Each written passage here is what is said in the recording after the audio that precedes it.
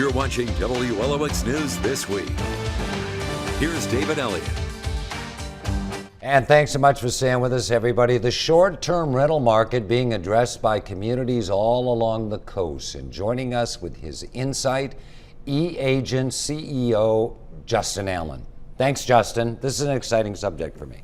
It is. Thanks for having me again. I think this is big, and we're just kind of at the cusp of it. It's just going to start to accelerate here on the coast. But I just want to throw some numbers out there. The vacation rental segment of the economy, this is around the country, about $19.4 billion, expected to grow by 5.5% year over year moving forward. Why do you think that is?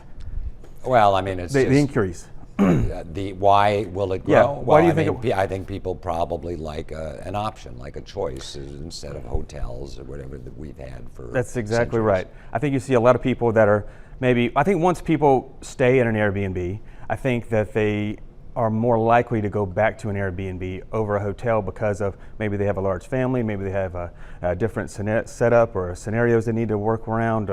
It's much more convenient when you can just pull up to the room, right? Mm-hmm. You can cook, you can do all kinds of things. So it gives you a lot more options. Alrighty, so when we look at this coast, where are we now, in your opinion, and what is the potential? I think that's going to come down to each city. I think each city has its own requirements and outlook on how to structure the game. I think certain cities have done really well. Certain cities have kind of pulled the trigger a little early, like Biloxi. I think Gulfport's really strong. Long Beach is really strong. In the county areas, it's still really strong. I think a lot of times people think that short-term rentals are always close to the beach, but they're not. I mean, they're north of I-10 too. There are a lot of different amenities. Well, you brought up Biloxi. I find that interesting. Here's what Biloxi, they're up to about almost 400, but you have to register with the city of Biloxi. You pay, it's a small $100 fee or something, but then you have to, every year, you have to renew it. Is that what you mean by pull the trigger, or is it the fact that they're already up to 400, or what do you think? No, there's a lot more requirements that go into getting a short-term rental permitted in Biloxi than any other municipality. There's a little bit of some differences in Ocean Springs, but basically, you've got to be zoned right out of the gate. A lot of times that they will force you to put in like commercial grade sprinkler systems, a lot of different things that go into that, and a lot of times it doesn't make any sense to do that. But there's a lot more restrictions, a lot more red tape that goes into Biloxi than anything else. Well, not just Biloxi, you just described government in general.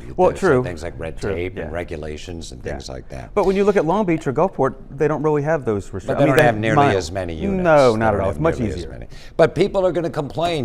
We hear people all the time. They write us, email us, call us. We go to public hearings. We go to council meetings. I don't want the noise. I don't like the traffic. Short-term renters, they don't care about the property. So you're always fighting that.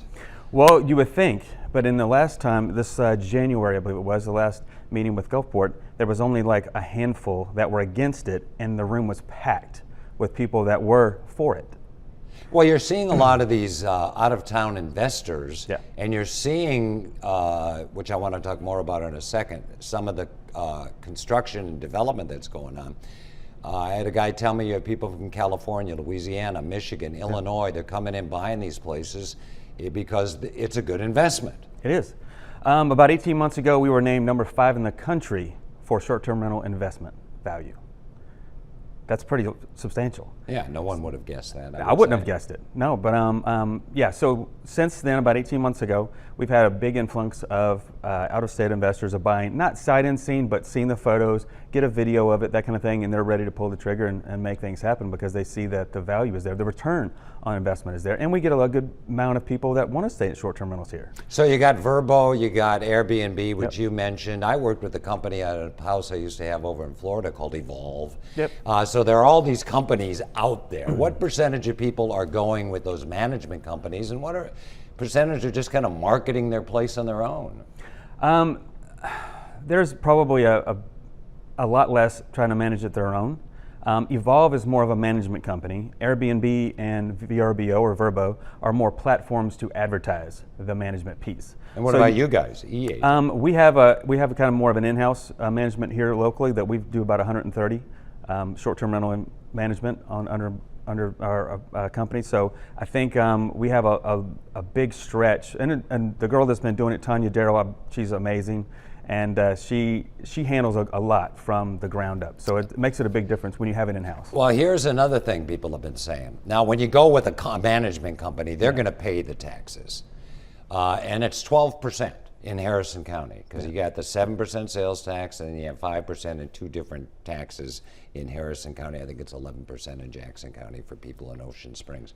So a lot of folks are saying, okay, these people will market it on their own, and I'm not a big tax guy. No one's more anti-tax than I am, Justin. I'm with you. But Yeah.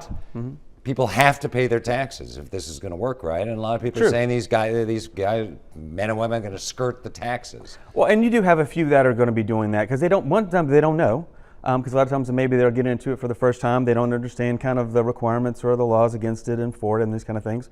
But I think it depends on them coming to like certain meetings or being a part of maybe a segment like this, so they understand that is part of it. But I didn't think it is very fair for the city to have a tax revenue base coming in from short-term rentals. I mean, that's part of it. Well, by law, they have to pay that 12% in Yeah. Harrison County. I don't have a lot of time left. We're going to do this again because I like Sounds this good. subject. Yeah. But what we are seeing, and I see it a lot, you're seeing a lot of these like 1,200 square foot elevated 3 houses on one lot where we used to see 1 house on a lot like that. And a lot of people don't like the way that looks either. Well, you're talking about down by the beach in Gulfport, Well, or by Jones Park. And Long Beach. Yeah. You go into Yeah, Long yeah, Beach, yeah. you're seeing the same thing. Well, I think, but there again too, there's luxury short-term rentals too that are people are paying $800 to $1,000 a night here on the coast.